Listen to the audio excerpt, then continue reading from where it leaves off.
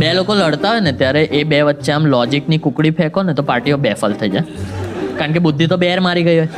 ભણેલા ગણેલા લોકો અભણની જેમ વર્તવા લાગે એટલે એમની બુદ્ધિ જ બેર મારી ગઈ. હવે એક વખત શું થયું, હું વડોદરાના એક 4 રસ્તે ઉભેલો ને એક સિગ્નલ હતો જે આમ 1.5-2 વર્ષે એકવાર ગ્રીન થાય છે, વાસના સાઈડ છે. મેં કીધું આ થશે ગ્રીન, હવે બાળક થશે ત્યારે જોઈશું.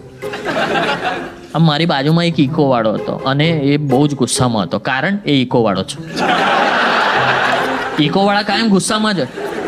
એમના બાપ દાદા ઓમનીમાં ગુસ્સે થતા હતા, એમને વારસામાં એસી અને ગુસ્સો જ આવ્યો છે ગાડીના અપગ્રેડ સાથે.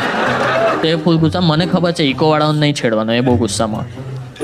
હવે નહીં છેડવાનો, ઊભો છે લેફ્ટ બ્લોક કરીને, એનો અધિકાર છે, ઊભો છે. પણ પછી પાછળથી 2 ટિકટોકરી આવ્યા અને એકદમ ઇનહ્યુમન જેવા દેખાય. 7 કિલોમીટર ઊંચા વાળ, અનીડાર વાળ, આમ નદીમાં નાખો ને તો માછલીઓ પકડાય ડાયરેક્ટ.